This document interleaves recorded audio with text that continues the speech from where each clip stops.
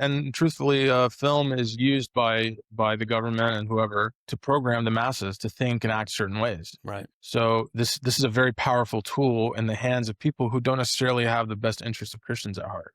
Mm-hmm. So we have an opportunity as Orthodox filmmakers. There's freedom currently to create these projects, and it's like we should take advantage of that freedom. And really, the film industry has changed a lot in the last few decades because Hollywood sort of had a monopoly on filmmaking, especially higher tier filmmaking.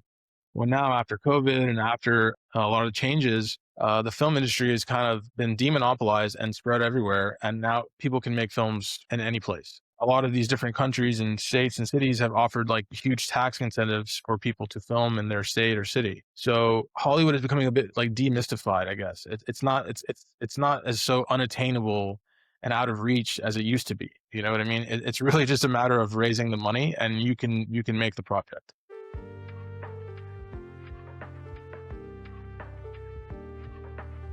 All right, welcome everybody to The Body Aesthetic. My name is Matthew, and we have a good friend of mine, Ferris, in the virtual studio today.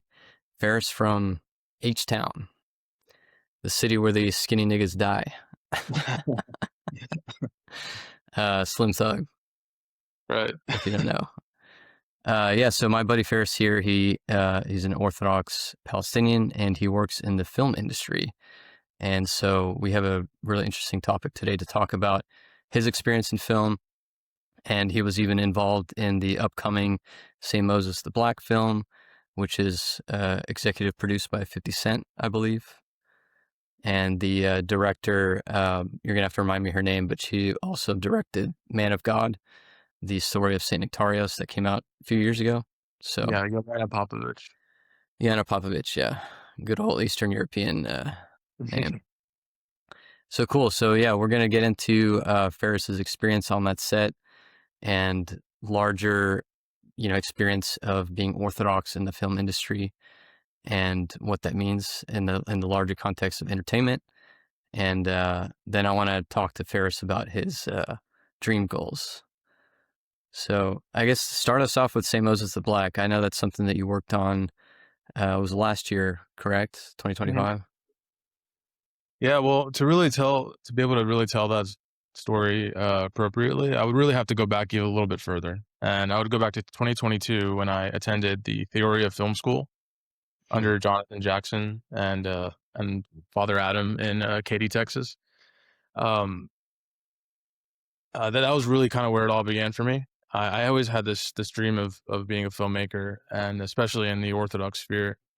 And I was doing my own projects. I had my YouTube channel. I was doing a YouTube channel with a priest that was in Houston at the time, Father Simeon, called the Tao of Holy Orthodoxy. I helped produce that YouTube channel. He gave me a great opportunity to kind of help me learn just videography in general at the very beginning when I was first interested in filmmaking. And then I had this opportunity to attend Theory of Film School, which is incredible that I had this desire and I was working towards it. And all of a sudden this film school opportunity in Houston, Texas, of all places. That's God working to line things up, right? God willing. Yeah. The film school was headed by Jonathan Jackson, who's a 5 or maybe even more now, 5-time Emmy award-winning actor who has been involved in a lot of major Hollywood productions, and so he had this idea of starting an Orthodox film school to help younger Orthodox filmmakers grow and plant the seeds in them to become something something greater in the future. And so I attended that film school, and that whole experience to me was just like incredibly mind-blowing. And I learned so much from Jonathan, just being around him every day, listening to him, hearing his stories, hearing all of the advice and all the things that he's learned from all his years in Hollywood. It was a truly incredible experience, and it wasn't necessarily just about learning the X's and O's of filmmaking. It was really that he rooted it into Orthodox theology and our Orthodox experience, right? So a lot of what he talked about can actually be found in his book. It's called The Mystery of Art by Jonathan Jackson. I would highly recommend this, especially if you're any kind of artist or any kind of creative, and you're an Orthodox Christian or just a Christian in general. I would highly recommend this book. And this book is kind of what inspires and drives a lot of my creativity. And so a lot of what Jonathan was trying to portray to us is that something that is present in our faith and our Orthodox faith is that beauty is very important. And that's something that in the West kind of has lost over the centuries, is this, the importance of beauty and the transformational aspect of what beauty can do to a person when they perceive it. You don't like Soviet bloc architecture? No, no, no, What's wrong no. with you, dude? No. Right, and you know, it's crazy to see how, especially architecture, we could even get down that rabbit hole. It's crazy to see how much beauty has been distilled from our modern day world, you know, and especially in film, and even it kind of even goes on a deeper level, like even the genres of film, like beauty is not present in a lot of these, you know, horror and all these things, and I don't think that's really what people's souls are seeking. I think they are seeking beauty. And I Hmm. think as Orthodox filmmakers, we have the opportunity to show the beauty of our faith through film in a way that the world really hasn't seen before. Yeah. And as Orthodox, we know like our churches are adorned with this amazing, incredible art, you know, and this Byzantine artwork, you know, it inspires so much, and it's really the foundations of a lot of what Western art was built on to begin with. Hmm. And you know, I as an Orthodox Christian, I want to bring that beauty to the screen. And this is really what I learned from Jonathan Jackson in his film school. Another person that he actually had come speak to us while we were there was Dr. Timothy Petitsas, Hmm. and he has a book called The Ethics of Beauty. I have it here. It's a ponderous tome. Damn. I have not read it. I will admit I have not read it all. I've only read bits and pieces of it, but I got to spend an entire day with him, talking to him and learning from him about the importance of beauty.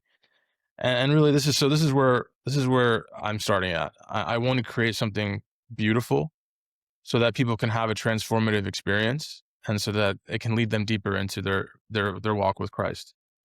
And that's what art is intended to do. It was never meant to entertain. It was never meant to portray anyone's creativity or anybody's, you know, ego. It was there. Art was really, it's meant to inspire love of God. Hmm. And I would say the beauty that you're talking about, this is beauty that's rooted in truth, because you can have skin deep beauty. And I think that's what we get a lot in the modern age. Like, I did a video doing like a spiritual analysis of Del Toro's Frankenstein, the newest one. And I think that most people like love that movie because it actually was beautiful, like visually. It was a visually stunning film. And I thought it was very aesthetically beautiful. But then you start to pick the pieces apart of, the actual essence of the film. And then you realize that beauty was just, entirely visual. Yes. So like when you root beauty in the truth of Christ and in the truth of Orthodoxy, you're like what the church does is you're basically tying beauty to the real aspect of our existence, which is in the metaphysical. And I always say this, I'm probably going to repeat myself a lot on this channel, but the metaphysical reality is the true reality, right? The spiritual world is the real world, so to speak. And that what we experience in the physical is manifestations of the metaphysical. And so, and that's what I surmise is what you're trying to capture in terms of art, Orthodox art, but in the visual medium is this beauty that's rooted in the truth of Christ. Yes. Yes. Definitely. And really to you know, especially for me as a revert to Orthodoxy, I reverted to the Orthodox faith in about 2016, 17, and when I was greeted with these lives of these saints, and I started to read the stories of these saints, and the way they were written in the style that was not so predicated on being realistic. It was like almost like reading a fantasy. Mm. I was so shocked at reading these stories, and I was so amazed. I was so incredibly struck by all of these stories. And the first thing that popped in my head is why aren't these films? Why haven't these not been made into movies? It makes absolutely no sense to me. So for me, this is kind of where my starting point was I had this amazing, incredible spiritual experience by reading the lives of these saints, and I just want to share that with the world. I want to Hmm. be able to give people that experience. And I feel like I'm a very visual person in the sense that I can visualize things very well, and I feel like I have an aptitude towards that. So when I read a story, I'm seeing them, I'm seeing it in my head like a movie, and I'm experiencing the emotions and the thrills of the of those scenes in my heart, and I want to share that with people. And I think that it's really all rooted in just that spiritual experience of Christ through the stories of the lives of the saints. And I think if that's the heart, and that's if that's the heart of your goal as a filmmaker, I think that if you'll have success because you are focusing on bringing glory to God and bringing people to Him. It's not about me as a creative person. I'm not here to put my whole life into the story. I'm not here to come and give you my take on a story and maybe subvert your expectations to maybe show you how creative I am. I'm not interested in doing that personally. I'm interested in creating an icon on the screen. I Hmm. want to take the stories of the saints and I want to transplant them in a very artful and tasteful way onto the screen, the way that they were meant to be portrayed by the Synaxarion and the hagiographies of the saints. So I think my approach is a little bit different. I'm not necessarily approaching this as an artist who has a personal expression that they want to portray. I'm somebody who wants to bring this experience of the lives of the saints to the people in the most artful and tasteful way that I feel I can possibly make. Well, I'd say that's what a true artist does. Yes. That's what artists of the past were doing, is that they were creating things for God's glory, not for their own glory.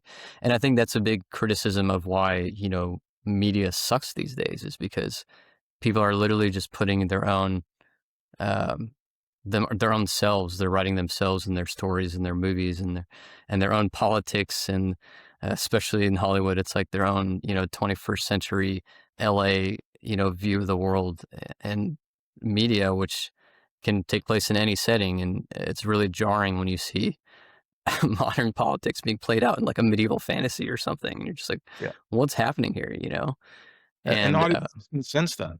They can sense that, and it turns them on. exactly. Mhm. Right. Even my wife wanted me to read Oscar Wilde's a picture of Dorian Gray. I've never read that book. She's a huge Gothic literature person.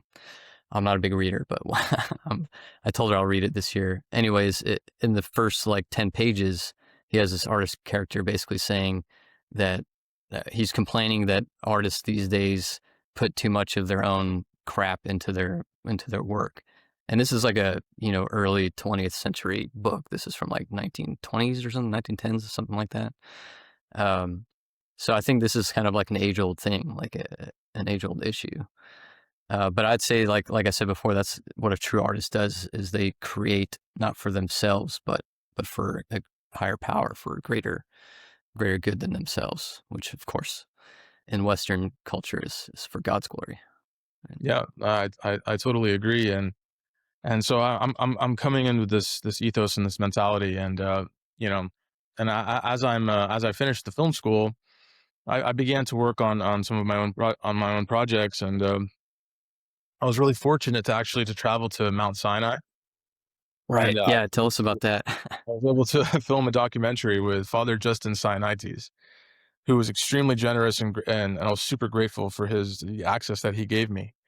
Um, and actually, it's really sad because I think people have heard of that. There's a lot of controversy at the monastery on Mount Sinai, and there's been a lot of upheaval with the Egyptian government and the Greek government, and then there's a lot of threats on the monastery's ownership. And actually, I'm not sure if this is totally true, but I've heard that he's been moved away from that monastery. Mm. So that makes it even more special to me that I was able to capture him at the monastery because he is an absolute, he was the librarian of the monastery and he was an absolute wizard. And he showed me all of these incredible ancient texts.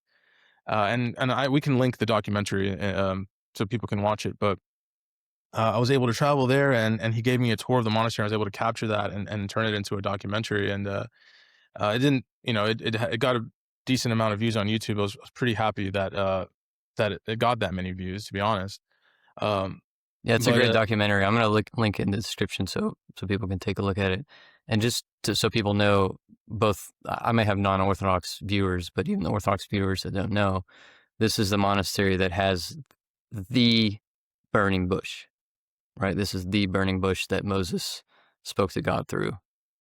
So this is a monastery built around that Yes. place. It's where it's where God met man, for Mm-hmm. the first time. So, well, maybe not for the first time, but Pre-incarnation. Yeah. right.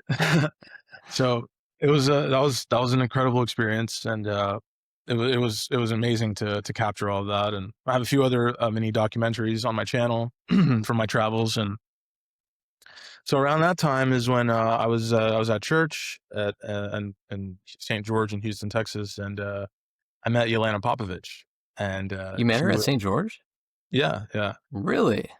yes, and so I got to know her, and we realized we had a lot of the same intentions and goals, and she was so generous, and she invited me to come along on the set for the production of Moses the Black. Wow, bro, what are the odds? I mean, like, that's again God making things happen. Like, that's crazy.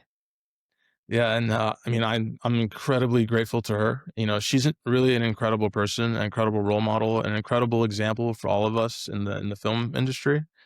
And she's really the pioneer, and she's our leader in a lot of Yeah, ways. yeah, She's really the one who's actually going out there and doing it the right way. yeah. I mean, Man of God was probably the first Orthodox movie ever to come to Western theaters. You know, that's overtly Orthodox, about an Orthodox Yes, saint in Greek Orthodox, part of the world.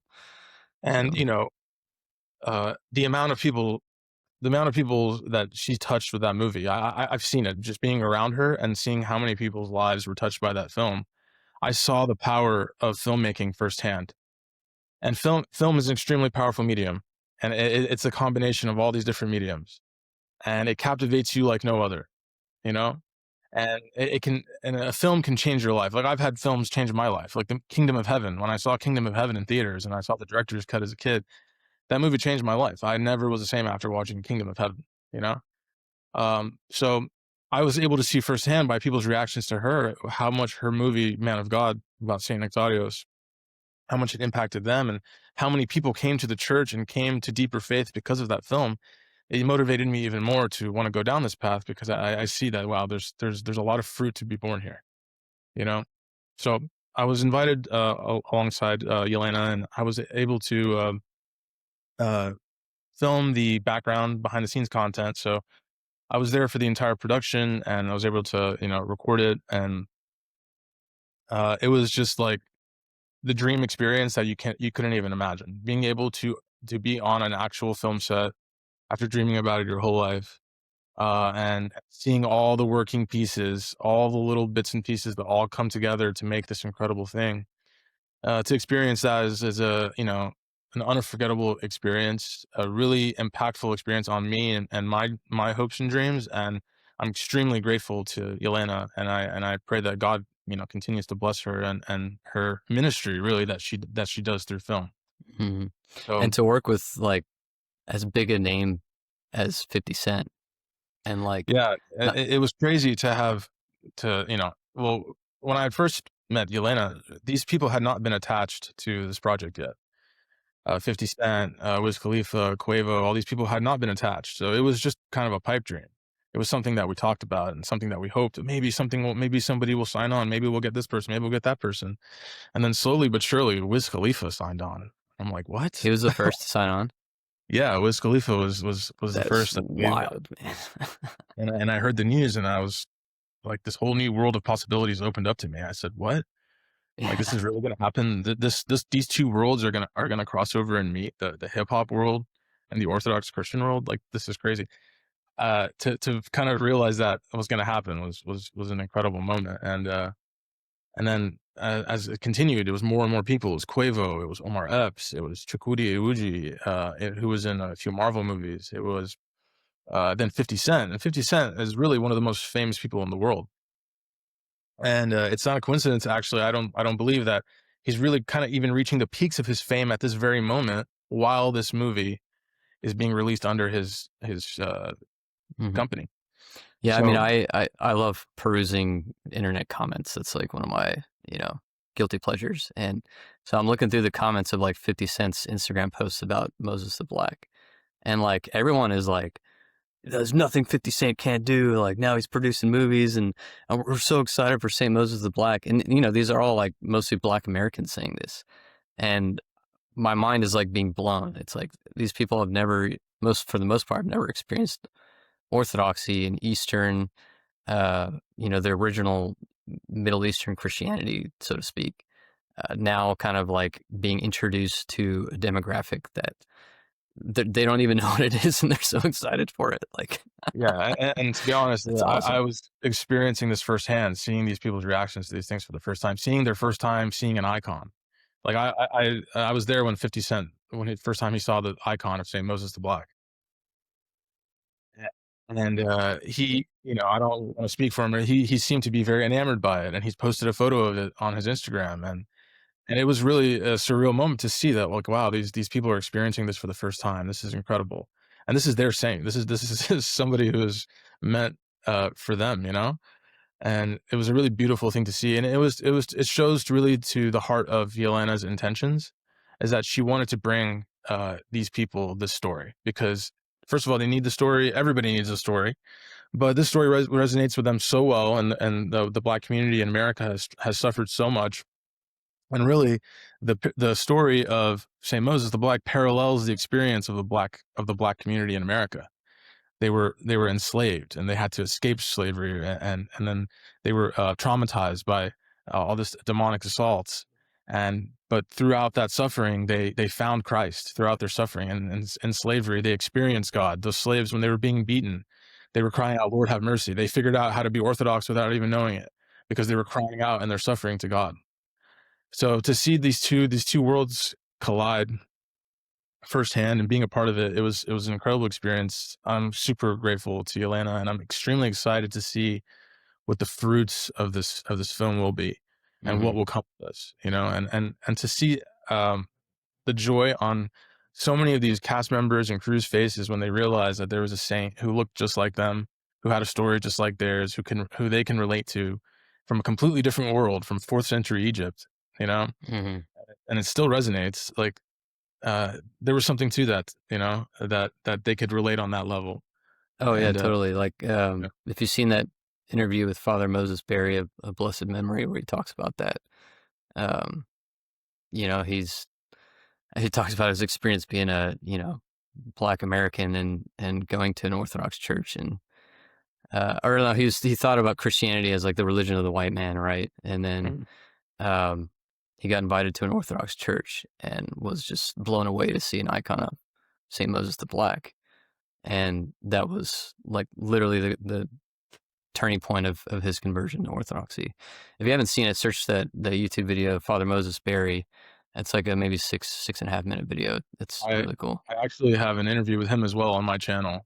I got to meet Father Moses That's before he right. passed. Okay, yeah, you did send me something about that a while back. Okay, yeah, I got to meet him, sit with him. He was gracious enough to grant me an interview. I got to sit and talk with him for a while, and really, he is a truly incredible man. And really, a lot of the stuff that's happening now with Moses the Black are because of his prayers and his blessing. And I believe that his spirit was overseeing a lot of this and guiding a lot of this and helping us throughout the entire process. And I truly believe that he could be a saint one day. And it's really a pioneer for Black Orthodoxy. And it was really, truly an honor to meet him and to talk to him. And, since we're talking about filmmaking, a film that he recommended to me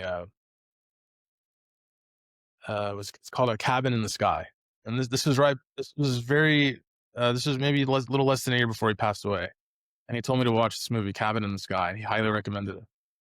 And after he passed, I promised him I'd watch it, and I never did. I felt so bad. And after he passed, I have to watch this movie.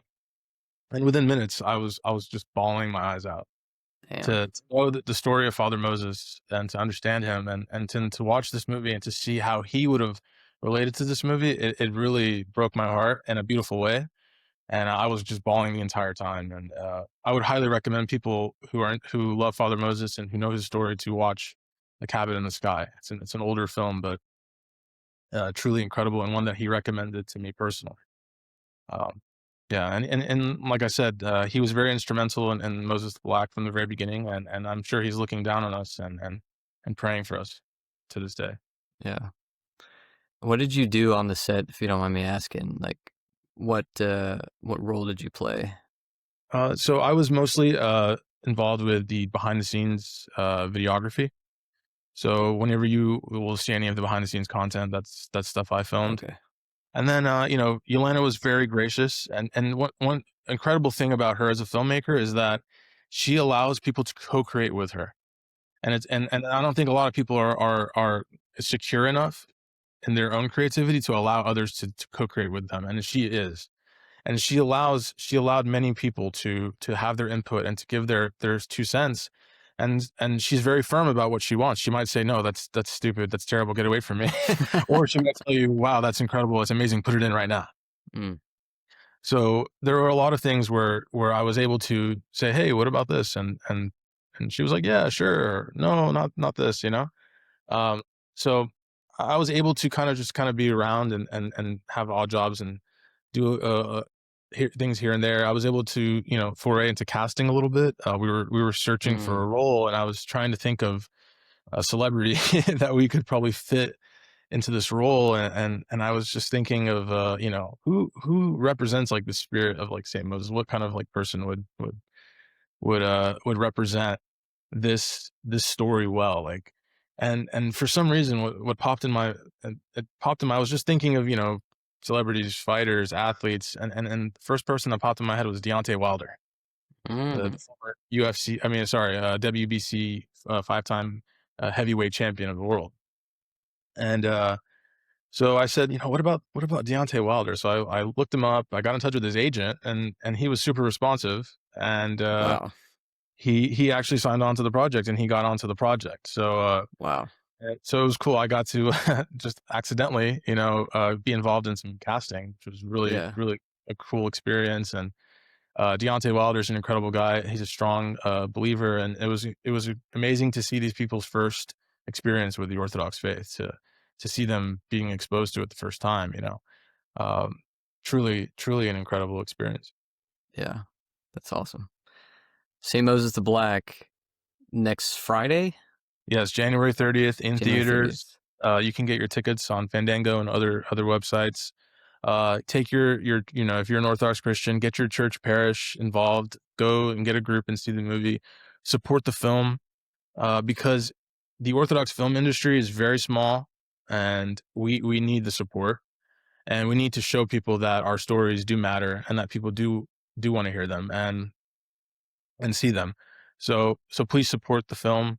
Buy tickets in advance if you can, and And this is going to be in every type of theater. So yeah. So this is going to be a wide release. This is in almost every theater in the country. All of the large AMC, Regal, Cinemark, they're all going to be carrying Moses the Black for multiple showings a day for at least a week, I believe, and I think it can extend up to 4 weeks. So yeah. So we can't uh, stress it enough. Like if you're yes, Orthodox, you have to go see this movie. Like this is the first time a fully Orthodox movie is being presented as a regular film at all theaters at multiple showings a day. So like this is literally the first time, because Man of God I think was select theaters and it was only on like certain days, right? yeah, So go get your entire parish and go see this movie, support the movie, show that there's an audience for it, and with that success, we're gonna get future Orthodox movies, right? God willing. So we got to build that momentum and keep that momentum going. So can't stress it enough. Go watch St. Moses the Black uh, next Friday. Yes, Yeah, January 30th, January 2020. 30th. Sweet. Yeah, I'm excited to see it. My wife and I are already planning our date night. So Yeah, I would warn people with younger kids, probably do not take your younger children to see the movie. It is not a movie that is clean cut and Good by point. any means. It represents reality, and if reality is too much for you to handle, maybe stay home. but but really, it's not anything too crazy. It's just that when you hear a Christian film, you might not expect to hear curse words.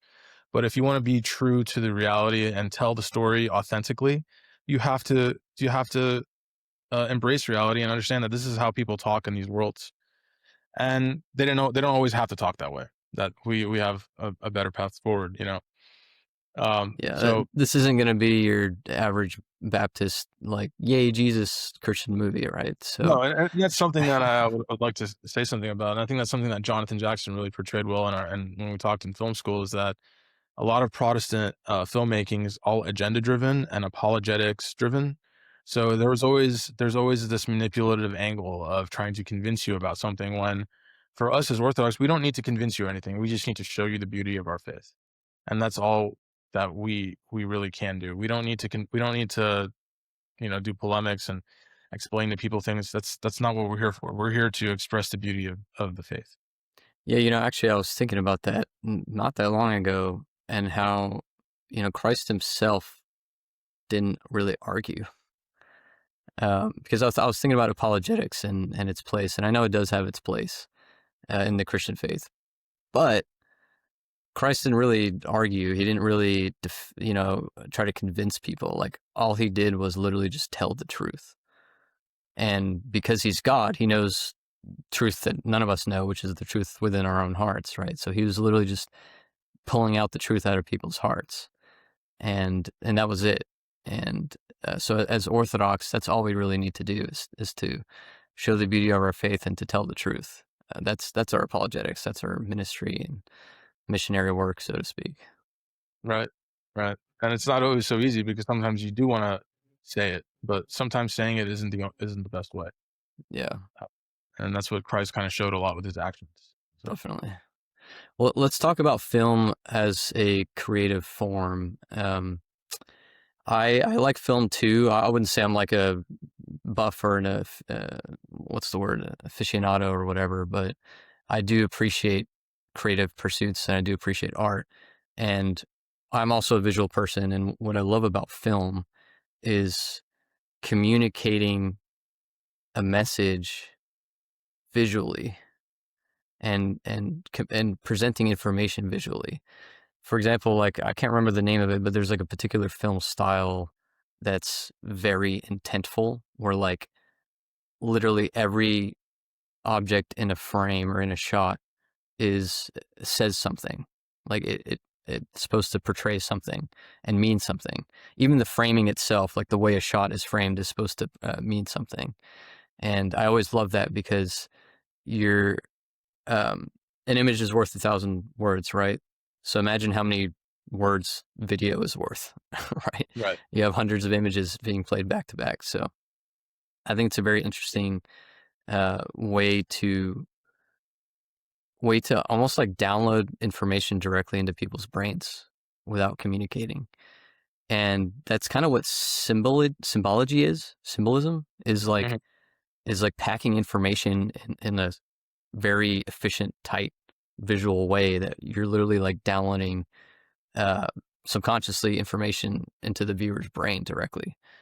You can even more than that, you're giving them an experience through the film, right? And an experience, I think, is it can be, you know, extremely powerful in somebody's life, right?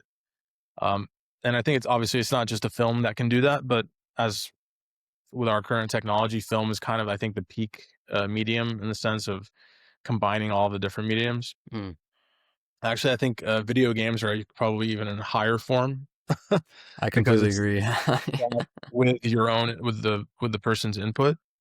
And I think actually something that I look forward to in the future is that if the Orthodox film industry it continues to grow and improve, is that this is going to leach into other forms of media. Like we don't just need Orthodox films; we need Orthodox cartoons. We need Orthodox children's Pixar animated films. We need Orthodox video games and RPGs and multiplayer games, and they need to be set in Orthodox worlds with Orthodox themes because why not? It would be pretty cool, and it would give a safe place for people to recreate and to entertain themselves without having to worry about all of the bad influences from the world. You Right. know, And I would say, like, you know, when I say an Orthodox video game or Orthodox movie, we're not really talking about like just the Orthodox equivalent of like a Protestant piece of, creative work. Like we said, it has an agenda. It's meant to be an apologetic piece of work to convince you of something. When we say Orthodox art, we're talking about, like we said, telling the truth. And, the Western world wants to believe that truth is subjective, but we know that's not true. We know that Christ is the truth. He is the objective truth.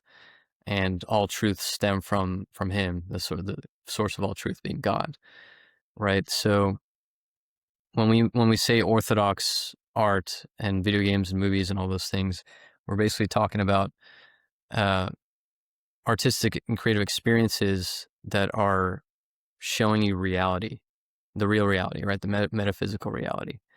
And we need more of that because we're so deluded in this modern age of nihilism, subjective experience being like the ultimate experience or the only experience, and just fully given into the passions of the world.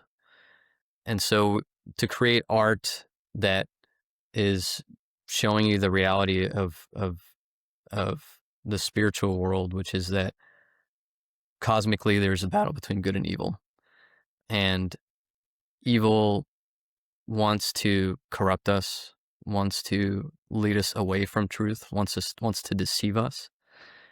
And like literally the devil whispering on your shoulder is the perfect image of that. And unless we recognize that reality, we can't step out of it. And so what I hope for Orthodox art is to present that reality to people. And, just like you said with Man of God and with Moses the Black, show people, inspire people to step out of that mode of thinking, the Western nihilistic mode of thinking, that truth is subjective. There's no good and evil. Everything is a morally subjective perspective. And once you step out of that, you can recognize how deceitful it is. So that's what I hope for Orthodox art, is to kind of get more people to make that recognition. Yeah, and art creates culture, and the more Orthodox culture that we create in general, the easier it will be for all of us to walk down this path, because we're all going to be uplifting each other, and there will be less of these distractions and things that all collectively guide us away from Christ. Mm-hmm. So yeah, the more Orthodox culture that we create, reviving and it doesn't have to be anything new. We really just need to revive our traditional Byzantine artistic culture, because really, there's a huge desire for this aesthetic, and modern day filmmaking has not even touched these eras of history. And there's so many incredible stories. If you want to get into like historical dramas or historical epics, you know, the entire Byzantine history is full of incredible stories that have never been touched. So I think creating that culture and bringing those historical stories back to life to today, to teach people, more of what history actually was about. Mm-hmm. Because like in the West, we get a sliver of what history is. Mm-hmm. Super biased, it's coming from basically England's point of view only. Mm-hmm. So yeah, there's a lot of stuff that us Orthodox creative people, we have a lot of work to do, and it's really beautiful because we're kind of at the beginning of this. We're at the beginning of this wave, and like you said, Yelena Popovich has led the charge, being an Orthodox filmmaker, and there's going to be many who follow her, God willing. And there are a lot of kids right now who have dreams, and they're going to grow up and create amazing stories and amazing films and telling lives of the saints, or coming up with their own creative stories with an Orthodox spirit behind it.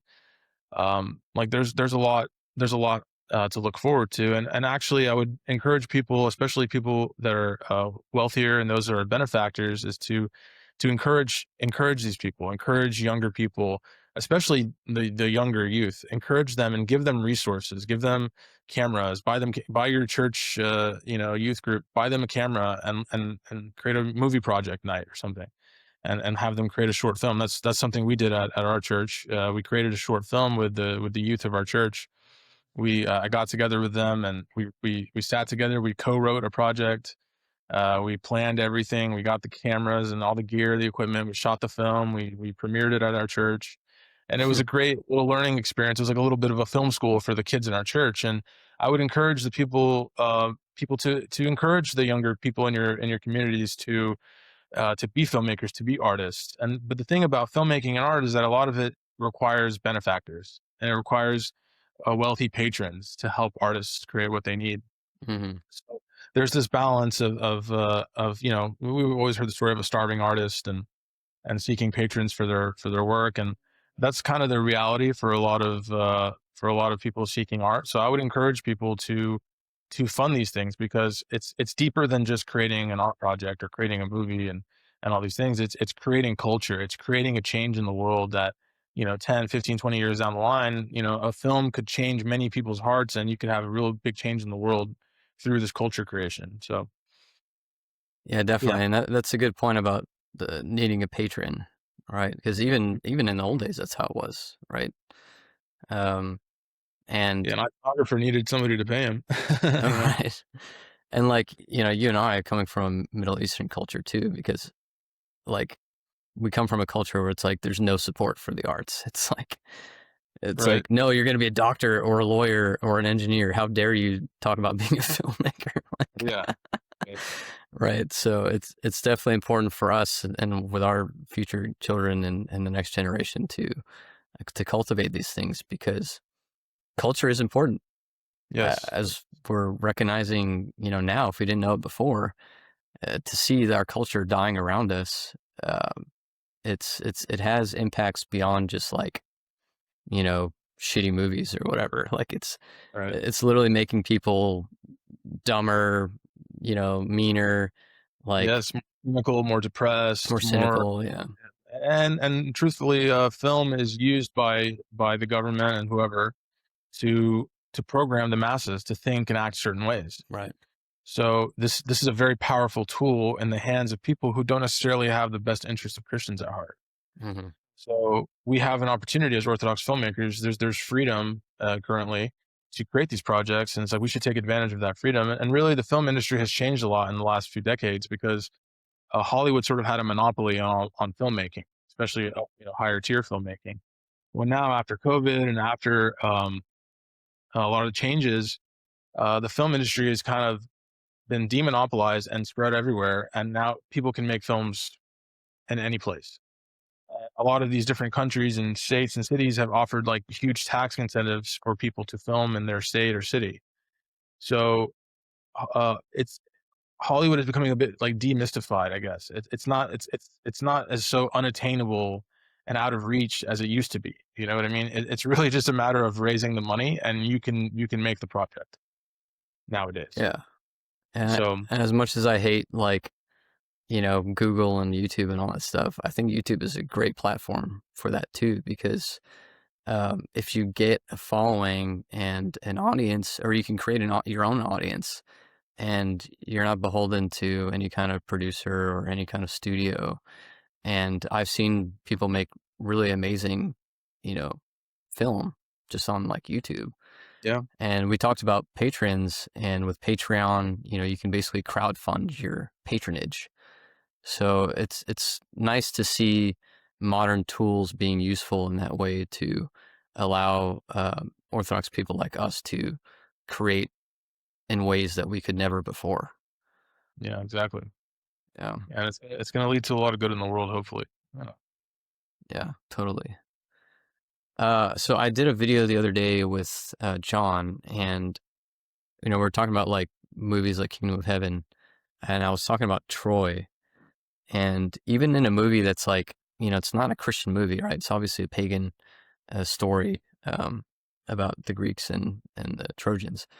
But the in the movie, in the film, are very Christian themes. And a lot of it comes through Hector, who's supposed to be like, the honorable masculine, figure of the movie. And in the movie, Hector has a line. He basically stands for, honoring the gods, or honoring God in our case, uh, loving your woman and defending your country. And so we still, back in the early 2000s, we still had movies that um, upheld virtues like this, that were good and true and honorable and beautiful. And even in Achilles' character, who's supposed to kind of represent like the typical pagan uh, glorious warrior, who achieves immortality through his feats of victory, right? Cutting down hundreds of men, and uh, being like a powerful, in a savage way, powerful person. Even he has elements of somewhat, I don't want to say redemption, but it's like, like when Hector dies and Hector's father comes and has the Yeah, scene where shows he's like that. asking for the body back. That was an amazing scene. Just like you're talking about, like how powerful film can be. That's like one of my favorite scenes of all Yeah. time. When Priam, the King Priam, is asking for Hector's body back. So you can, and then similarly with Lord of the Rings, right? There's no Orthodoxy or Catholicism in Lord of the Rings. There's no church. There's no religion. There's no mention of God. There are gods in the lore, but there's no mention of God in the movies. But they're still very much Christian works, because they they show the virtues of mercy, of honor, of defending the weak, of fighting for goodness in the face of ultimate evil. And it's just those things were totally lost, right? Yeah. And that's because of this nihilism that I've been talking about, and this moral subjectivity, because now villains are becoming sympathetic, tragic heroes. And it's like, well, if with moral subjectivity, there's no villains, right? There's no one to fight. Like, everyone is just, uh, you know, is a sympathetic character. And I understand the desire to see the world that way, because the world is a lot of ways like that, because everyone has redemption. Everyone has the capacity for redemption, uh, particularly through the eyes of Christ, right? No one is beyond salvation. So it's actually a Christian worldview, but it's like misinterpreted and uh, distorted through this atheistic, anti-Christian, perspective. But there's there's more there's more spiritual impact to us in a positive way as viewers to consume media and art that upholds the beautiful, and shows you beauty, like we said, beauty rooted in truth. And those qualities of man that we were mentioning before, honor, virtue, that's beauty rooted in truth. So God willing, we'll see more of that. And I think Moses the Black is going to be very successful. And I think there's going to be momentum to continue down that path. There's a trend that I've noticed, and this actually I've figured out through the Guinness Book of World Records, and I'm gonna tie it back to what we're talking about, so it makes sense. But in the Book of World Records, there's always records that are set and stay set for like decades, like whatever, if it's the 100-yard dash or max squat, whatever it could be. It's like for decades, no one will be able to beat that record, no matter how hard people try. And then somewhere along the line, someone comes along and they beat that record. And then all of a sudden, within like a year, multiple other people beat the old record that was there. So this record that could not be beat for so many decades, once someone does it, all of a sudden other people are able to do it. And I think it's this phenomenon. It's like a trailblazing phenomenon. Mm-hmm. When other people see what's possible, they get more inspired, and they get more vigorous in their pursuits, in their own pursuits. And so that's why I think is going to happen with Moses the Black is we're all going to get more inspired, and we're all going to push harder, and we're going to see more and more people interested in filmmaking, Orthodox folks. and God willing, it'll, we just have to capture that momentum and keep it going. Right. Yeah, I totally agree. And it's going to depend on a lot of generosity of a lot of people, and it's also going to take some risks from people who you probably wouldn't expect. Mm. Some Hollywood executive people realize, like, yeah, there's some money in this, and Yeah. they start taking some risks on some projects that in the past maybe they wouldn't have supported because it was risky or something. Well, at the very But least, they have to see that the culture is changing and that the audience is changing. So even if it's not from a, you know, good place spiritually, like it's a money making business. So yeah, um, even if we see more of that kind of art pop up solely to capture a growing market, then that's still a good thing, right? yeah, right. Well, let's talk about your dreams and your goals specifically as Ferris.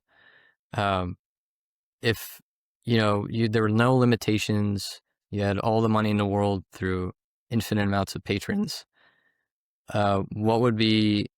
I mean, obviously you want to make saint stories, but what would be your like first project to work on? I mean, there are a few that I have in mind, and honestly, what inspires me a lot is I'm Palestinian, and I visit a lot of the Orthodox holy sites in Palestine, and a lot of them were built by Saint Constantine and Helen, and a lot of them were also revitalized or rebuilt by Saint Justinian. And a lot of these characters from these eras, to me, are stories that I want to tell. Uh, from when the empire went from pagan to Christian, and I think this is like a missing piece of history, and it's a missing piece in cinema. It's a topic that really hasn't been covered very much.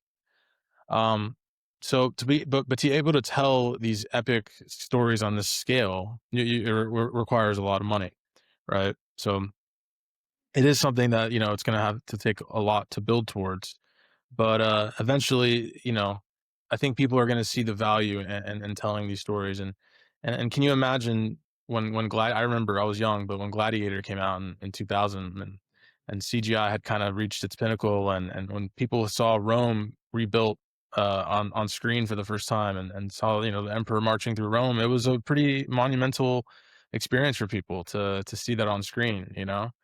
And can you imagine if a high budget Orthodox film brought Constantinople to life, Yeah. or told the story of a great saint like Saint Lazar of Serbia who died for his faith, Mm. or somebody like Saint Constantine, or Saint George, The uh, building of Hagia Sophia. yeah, and Saint Justinian. These stories, they're incredible stories. They lend themselves to epic filmmaking. And there's just so many, Basil the Bulgar Slayer. Mm. You could tell the actual story of Vlad the Impaler, who Right. was an Orthodox king who was defending his land from Muslim incursions, and he You hear that, probably went guys? up He's Orthodox, not Catholic. right. There's a lot of stories to tell. A lot of things in history that can be recalled and brought to the modern day, and um, but it requires a lot of money, and that's the name of the game, and that's where we are in this process. And if the money comes, then we're going to see there are a lot of other filmmakers out there who want to make these projects. So so I just think we're just in the beginning stages, and I think that as this industry grows, we're gonna see a lot of this stuff come to life, and we're gonna see a whole new culture created through these films, and then hopefully through other media, including video games, which is something I really really hope to see in the future, as well as Orthodox themed video games. Yeah, totally. Cool, man. I think we're getting to the top of the hour, so I'm gonna close this off with a reminder: Moses the Black, January 30th, Yep. next Friday. Go see it, and God willing, we'll transform America, make it Orthodox. Then we're coming for Europe next, and then we're coming for Constantinople. So if you want to retake Constantinople, go see Moses the Black. That's my closing comment. Right. I will. Podcast. Thanks for having me, Matthew. Really appreciate you having me on, and giving me a platform, and really appreciate all the work you do and all the topics you cover. It's really needed, and it's really you have a great way of elucidating a lot of these things that the world really can't grasp, until you have the Orthodox phronema, I guess. So keep up the good work, man. I appreciate you as well. Thank you first for coming on, and thank you all for watching. We'll see you in the next video. Godspeed.